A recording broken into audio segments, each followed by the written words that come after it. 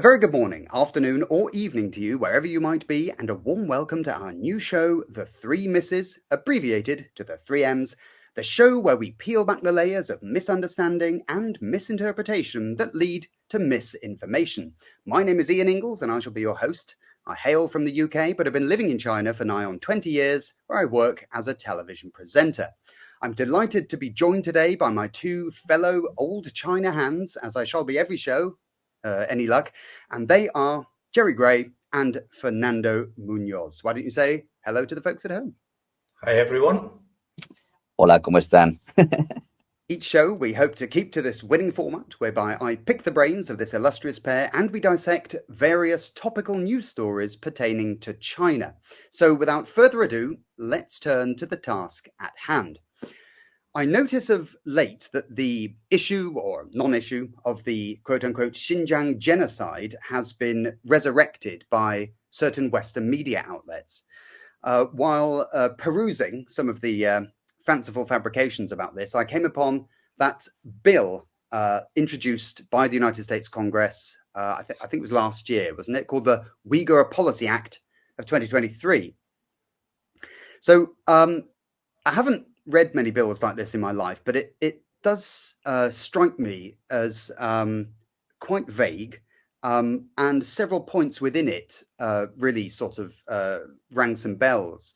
So firstly, what I thought was rather interesting was that it cites credible evidence. So it says that credible evidence from human rights organizations, think tanks, journalists, etc., basically point to the fact that a million Uyghurs and members of other Muslim ethnic minority groups have been interred in political re-education centres. So firstly, it says that there's credible evidence, but it doesn't cite any. So as a reader of this document, that didn't seem particularly credible in itself. But what's more, referring to political re-education centres, at least for me, sounds quite sinister and, harks back to Stalin's Soviet Union, the Gulag, and all of that. What did you make of this, Jerry? Well, it's not so much what I make of it. I've actually heard that there's 3 million Uyghurs in custody now, which is completely ridiculous. I've traveled through the region and I know that's not true. CGTN did an excellent refute of this, and I will link it. Now, I can go through all the things that I know, but CGTN did an excellent refute. So it's probably worth looking at that. There are no such things as political re-education centers. There's nothing. There's not even a re-education center. What they do have, as they have throughout China, are vocational training centers. And people have been taken to those vocational training centers, mostly voluntarily. Some of them came out of prison, and this was part of their rehabilitation program. So every person who has been interviewed, whether that be staff, whether that be the teachers, or even the students who've been through there, have all talked highly of what they experienced in there. Nobody has come out and said, I was tortured, I was abused. None of this has ever happened or been recorded. And there have been hundreds, literally hundreds of journalists and hundreds of diplomats, mostly from Islamic countries, that have gone through and checked on this. Now, that's all been well refuted. But one other point that I want to make about evidence is that I'm a former police officer.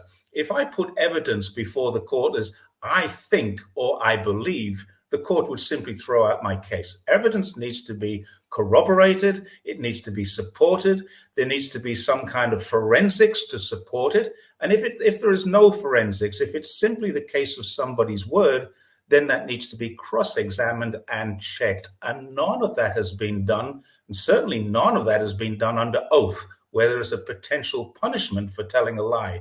So the evidence that we have is not evidence whatsoever. The word is allegations, and they are unproven allegations until such time as there's evidence to support them. And right now, there's no evidence. So basically, to date, they got nothing.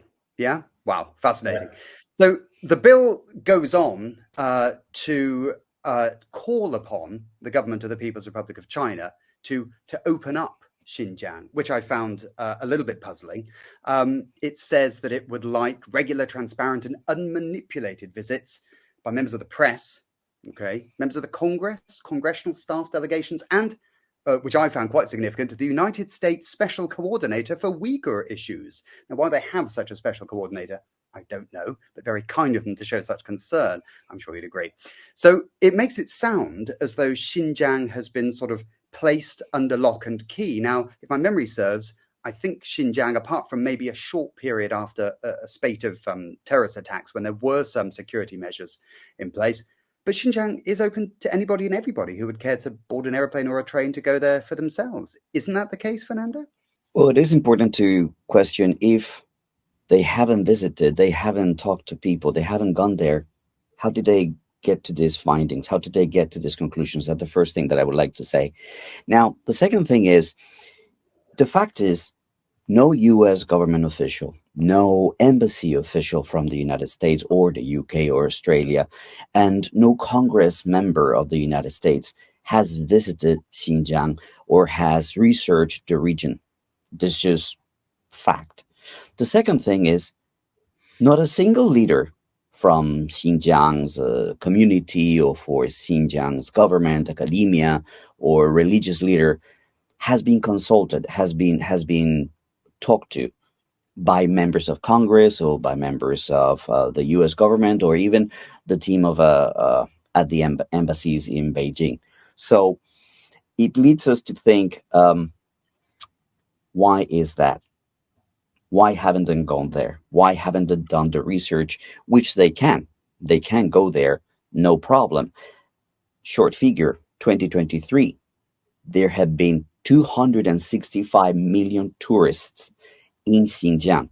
Only in 2023, that's almost 3/4 of the population of the United States have visited Xinjiang in that 1 year. That's a 117% increase year on year. So Xinjiang is open. Now, the other thing to talk about is the people who have gone there. There have been dozens after dozens of Islamic leaders from around the world who have visited Xinjiang, who have conducted some researches, who have visited the different projects and development that takes place in the region. And their comments have been praises for what China has done in the region. Now, that is not covered by media. You should wonder why. The other thing is journalists. They want openness. They want journalists to be able to go there. Well, the truth of the matter is that, again, hundreds and hundreds of journalists from around the world have visited Xinjiang, have reported on the culture, the economy, the development, the security, and the only ones who have reportedly negatively about it are just a handful of Western media, such as CNN, BBC, and Vice. And this is a very clear example of the three misses, the misinterpretation of the efforts that the government has made to develop the region. Take, for example, what Jerry was talking about earlier, the vocational training centers. They paint them as something of a negative impact. But when you consider that these training centers, these vocational training institutions are necessary to give the people the skills that are required to embrace this new investment, this new development that is coming into the region. That is the main plan, to elaborate more on the education and the skill level of the students, of the residents, so that they can actually have a better life and get better jobs and improve the development of the region. Without those, then the investors will not come. And without the investors, the development is going to slow down or just not happen at all. So this twisting of what the government is doing to make it look bad, it's on the journalists. Journalists can go, journalists can report on what's taking place. But when they have twisted what they see, then you need to wonder, what can we do to show the reality without the filter that is given by Western media? There's one more thing.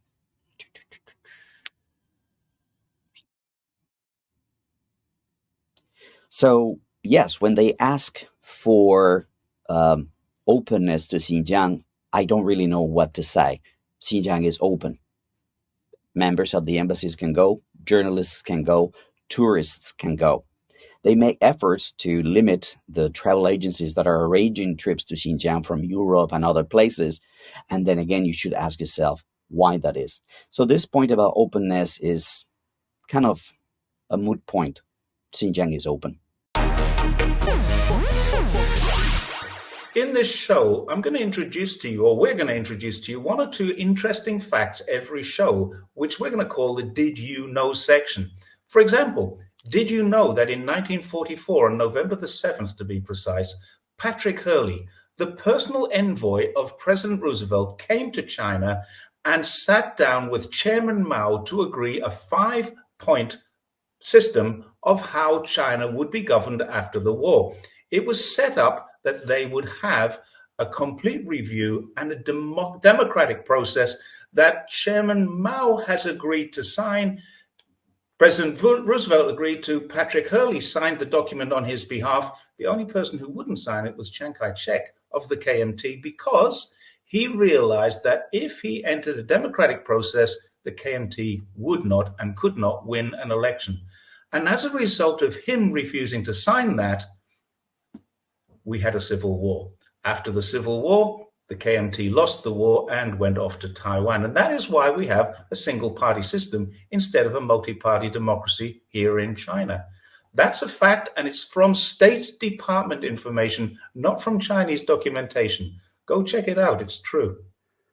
Well, fancy that. Despite all my years in China, I really never knew that. So basically, this bill is looking pretty flimsy then, isn't it? And I think one thing that struck me as particularly hollow, Jerry, was it's urging countries with sizable Muslim populations, and then I'm quoting now, given commonalities in their religious and cultural identities, to demonstrate concern over the plight of the Uyghurs.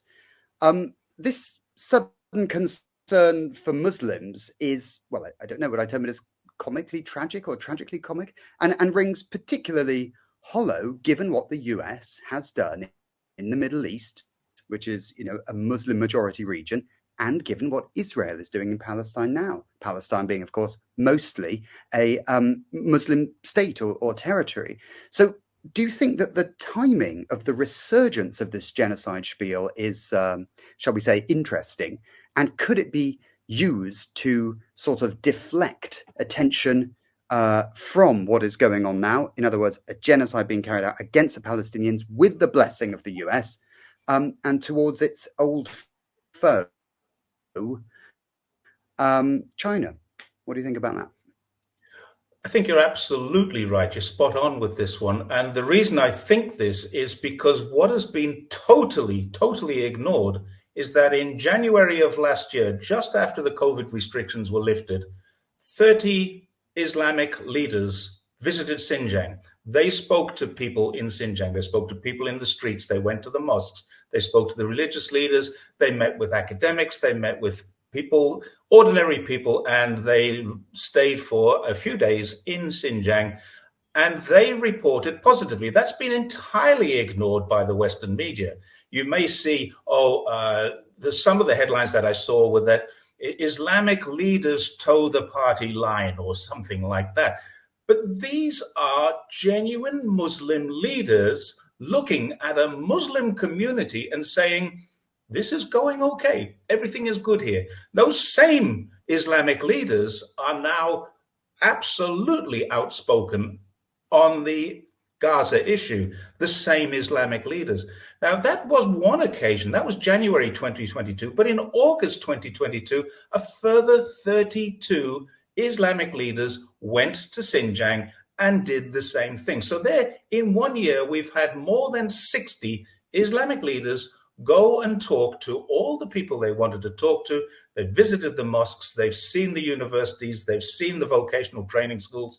They have done everything, and they have been entirely ignored. So when the West says, the Islamic community are suspiciously quiet on this, it's only because they refuse to report the fact that the Islamic community are extremely loud about this, but it's not in mainstream media.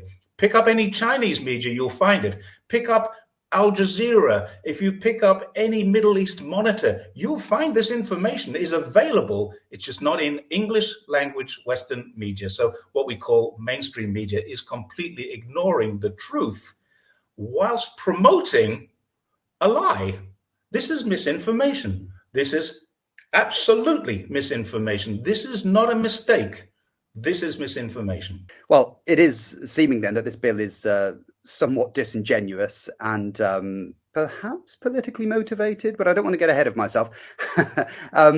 Yeah, other things that I think are cause for certain suspicion are the way in which it encourages close ties and contact between Uyghur religious, cultural, and political leaders, and also regular travel by members of Congress to the Xinjiang region, and even aid, and also a call to ensure that prisoners, as they're called, are not being mistreated and are receiving necessary medical care, which is really, really kind of them to do that.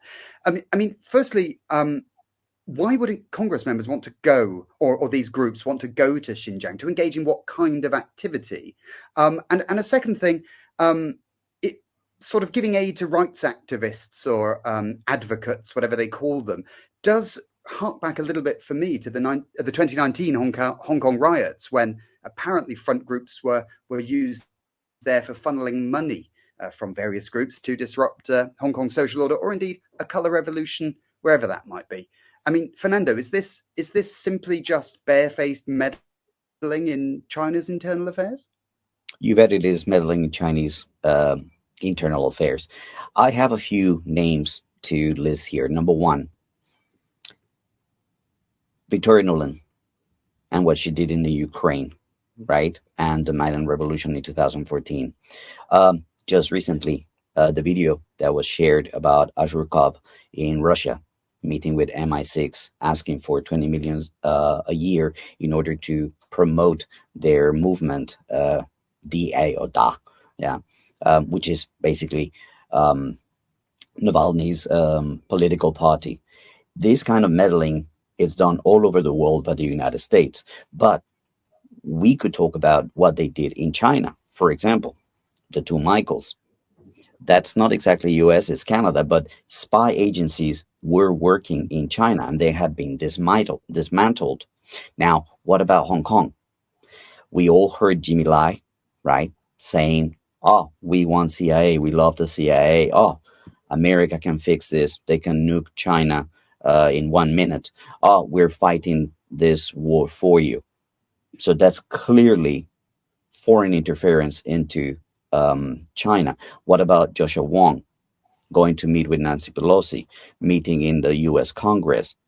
What about this guy, Brian Kern, as you've seen in many, many posts all over social media, all these Americans with earpieces giving advice and giving recommendations to these kids in Hong Kong that were causing terror in the city. So if that doesn't speak of CIA interference or meddling with China, I don't know what to tell you. And we can just finish up with Taiwan. Taiwan is a slow motion invasion into China. You cannot speak of one China and you cannot speak of China's sovereignty when you have armament, American armament on the island, when you have diplomatic visits which are against the Shanghai Communique, and troops in the island that are permanent now, as close as 20 kilometers from Fujian, the province in China, in Kinmen Island. So that's what we're talking about. Do we want that kind of meddling into China? I think that's the question. Now, when people talk about this kind of cooperation with China, you need to be very careful with the fact that CIA has been dismantled in China and they want to rebuild that organization.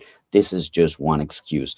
And Xinjiang, well, is an area that they have been looking to destabilize for a very long time.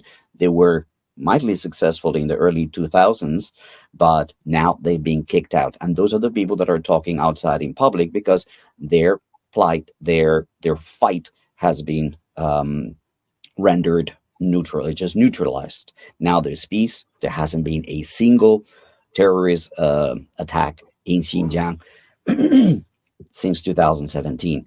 And now, with regards to aid, you would ask yourself, okay, what aid do they need? Think about what China is doing with the BRI, the Belt and Road Initiative. China is the one helping other countries in the global south. They can help other countries. Do you think they cannot help their own region that matters so much to them? As I've said in many, many occasions, Xinjiang is the future of China. The future of China goes through Xinjiang. So, yeah, they don't need aid. China is more than capable to provide all the aid, all the development, all the support, all the investment, all the infrastructure that Xinjiang needs to, well, become that link to the Eurasian commerce railway. It's where a lot of the goods made in China and some of them made in Xinjiang will travel through all the way to Europe and Central Asia. So, yeah, they don't need aid. They get all the aid that they need from China, a country that's powerful enough to provide aid to the global south. So, yeah, I don't know where they're coming from with this. So basically, the deeper we delve into this, the more nefarious it seems. Well, another point that to me, well, actually, this is a long-standing narrative, and that is this. So that Han Chinese, that's the Chinik ethnic majority that makes up roughly 91% of the whole population, has been encouraged to immigrate, to migrate into the Xinjiang region as a deliberate policy aimed at, controlling local ethnic minority groups and, just to stop them from getting any ideas and watering down their sort of linguistic, cultural identity. This has been a sort of a trope that has been regurgitated many times in Western media stories. So firstly, Jerry, I'd like to ask you, how much, if any, truth is in this? And if Han migration into, say, the Xinjiang region is not good, then what kind of immigration is good? For example, people from Central and South America moving across the United States southern border, for example. Is that okay? No. In fact, the approach of China has been to encourage immigration into Xinjiang for basically one major reason, and that's to improve opportunities. It's not there to dilute the minorities in the region. It's there to enhance their opportunities. So many business leaders were encouraged, go into Xinjiang, start your factory, build a factory there. Xinjiang has been described as being now an indispensable part of the global supply chain because it is the route, or route if you prefer, across China and into Eurasia and Europe by train and by road. So Xinjiang this is one of the reasons for why people would like to destabilize it. If you're going to destabilize the major overland route out of China, you're going to get some success if you want to destabilize China. So there is that. And the minorities were actually exempt from the family planning policy. This is another did you know. It was never called the one-child policy. It was called the family planning policy. Only the West called it one child. And for 40 years, in the last 40 years, the local population has grown from 4.3 million Uyghurs to 11 million Uyghurs. And China issued a white paper about this. And the information contained in this white paper has never, ever been challenged. The population now is 25.8 million people. 14.9 million are ethnic minorities, and that includes the 11-point-something million Uyghurs. Their health outcomes are excellent. Infant and maternal mortality are both down, whilst life expectancy is up. It's currently 74.7 years, comparative to, according to the CDC, with America. The richest and most developed country in the world is 76 years, 1.3 years more. And so that's likely that I think in Xinjiang we will have a higher life expectancy rate than America at the time of the next census. So completely the opposite to what has been suggested, that this is causing some kind of genocide or persecution. It's flourishing. The region is flourishing in terms of its GDP, in terms of its economy, and in terms of its population and the health outcomes of the population. So exactly the opposite of what the West is saying is the truth. And the World Bank knows this. It's reported on this. And China issued a white paper, which I will link, which will tell you all of this. All of it is statistically proven fact, not made up like Congress are doing. I would like to add one thing to this particular topic. Go back to the reform and opening up 1979. Go back to the early 2000s when I arrived here and when you guys also arrived here. There was something called the Special Economic Zone in Shenzhen. Basically, what that meant was people from all over China would come to Shenzhen, obviously with help from the government and different projects and different programs that brought these people to Guangdong in order to develop factories and OEMs and businesses, etc., etc., etc. That's how they developed Guangdong and all the east coastal areas of China, by bringing migrants into these areas. So does that mean that they're trying to dilute the Cantonese culture? Does that mean that they were trying to dilute the Hakka culture? No. But the problem is now they're doing the same to develop the West, to develop Xinjiang.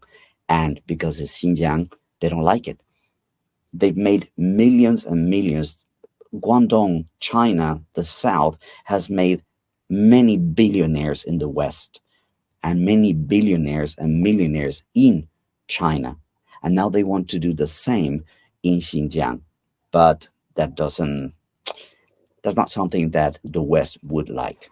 So that's my 2 cents. Well, right. I mean, a classic case of taking an observable phenomenon and turning it on its head to suit your own political ends. Yeah. So war is peace, as right. I think George Orwell said. Speaking of which, last question coming up.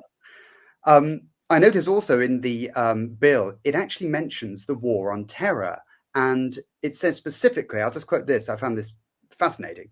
The authorities of the People's Republic of China have manipulated the strategic objectives of the international war on terror to mask their increasing cultural and religious oppression of the Muslim population residing in the Xinjiang Uyghur Autonomous Region. Now, I looked at that and I thought, was China even ever part of the war on terror? I mean, was that not a US sort of concept anyway? And that was used specifically for their sort of, to explain or to justify their, invasion, decimation, take your pick of, Afghanistan, Libya, Iraq, etc., etc. I mean, was China ever a party to the war on terror?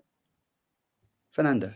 Look, before I answer what China's strategic objective would be, let's talk about the U.S. strategic objective around the world and the war on terror. This is just manipulation. It is used as a cover to control resources like Syrian oil. We've all heard Donald Trump talk about, I want the oil. I like oil. I want to get the oil. Or to topple governments, as they've done around the world for a long, long time. So this war on terror is used and manipulated. Now, through that process, they've killed tens of millions of people, many Muslims, which they seem to defend and care about nowadays when they are in China. And they've made hundreds of millions of enemies around the globe in that process. So contrast that to what we could call China's strategic objective in Xinjiang, which is basically a war on extremism and separatism. That's it. Is that simple?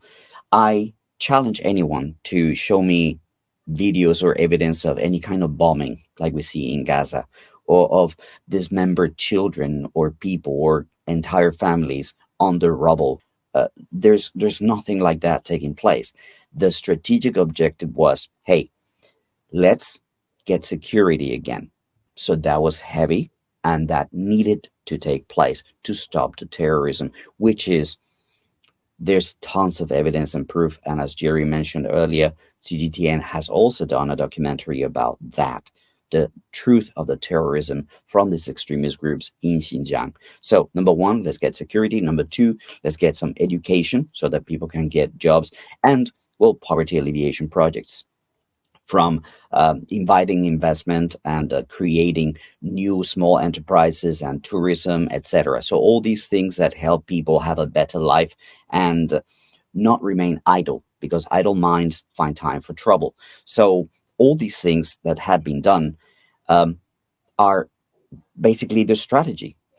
Now, they seem to be working. As we mentioned earlier, there haven't been any terror attacks since 2017. However, what we're seeing right now with this attempts at blocking some of the companies that are using supplies that are produced in Xinjiang, like Volkswagen, like Bentley, like Porsche.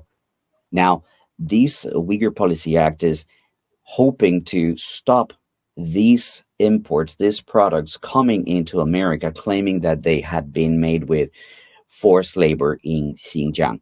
There is no proof of this. The only thing that we see out there in the media is somebody in one of these companies said, we went out of the region. Now, when you think about we went out of the region, why would that be?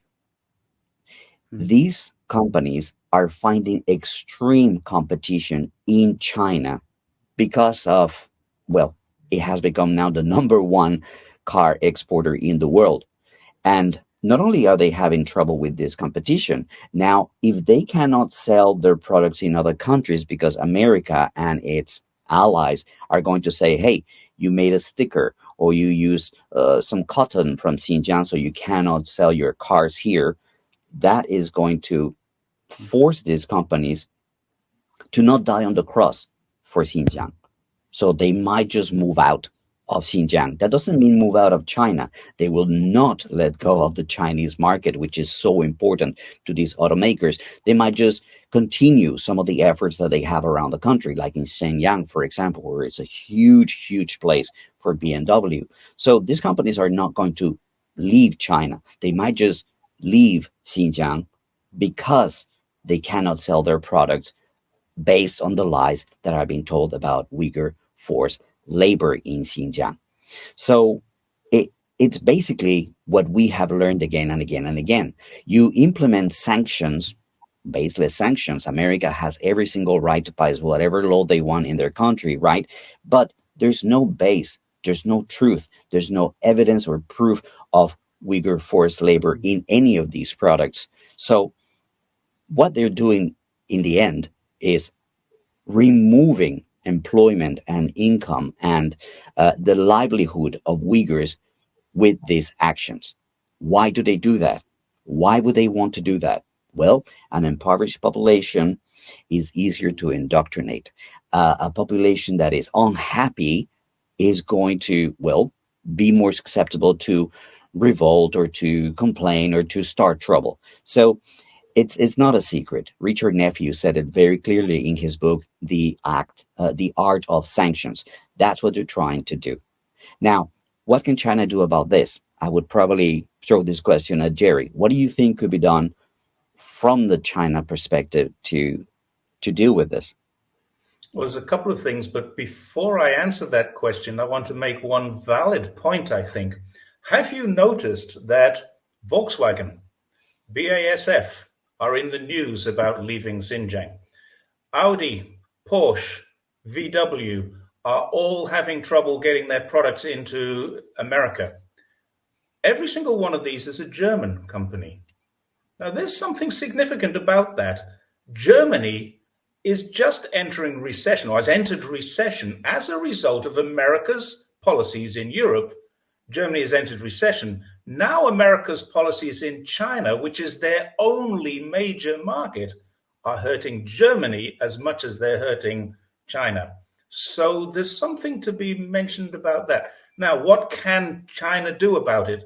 I believe there are two options that they can do. One is, and we've discussed this before, Fernando, they need to take something, even if it's just the packaging or a sticker that goes on the wheel of a car that has the label "Made in Xinjiang, China," and then say to America, you either take it or leave it, because you're not getting anything from China, because it's all got some component of Xinjiang work in it. Everything. We've got cotton, we've got all kinds of lithium and the other things.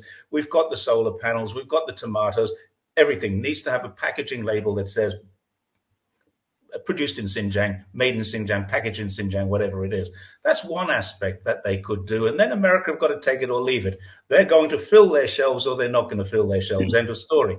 The other thing I think, personally, China needs to stop sending medicine to America. 83% of all the medicinal products that America uses in the most drug-using society in the world, 83% of their drugs start their life in China, either as a precursor or as the finished product. They come from China. So China needs to say, well, look, America, it's fine. You want us to stop fentanyl? We're going to stop fentanyl. More than 1 million fentanyl prescriptions are issued in America every week. 1 million fentanyl prescriptions. These are legitimate drugs that are used. So China just says, okay, let's stop fentanyl. Now, the world would clap its hands and say, well done, China.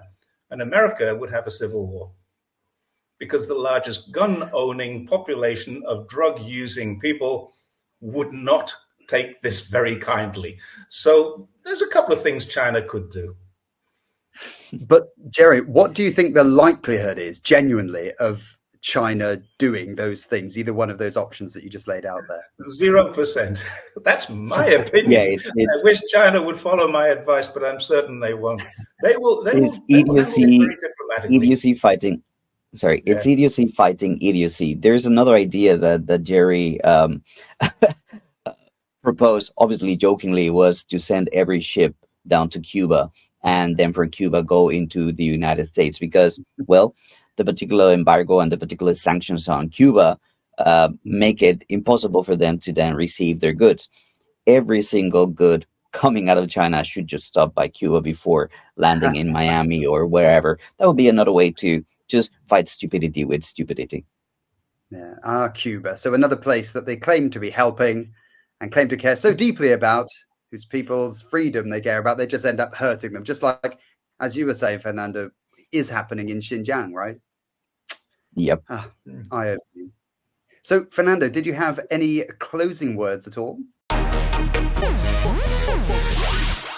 Now, did you know that in 2022, Chinese people saved 2.6 trillion US dollars? That is more than the GDP of all but the top 10 countries around the world in nominal GDP. That's the collapse for you. And that wraps our first show of the 3 M's. Thank you both for your time and your insights. It's been a genuinely eye-opening and highly informative experience talking to you today. And thank you at home for watching. Feel free to comment in the space below, press the like button, share, and above all, subscribe to our channel. See you next time for more China insights on the 3 M's.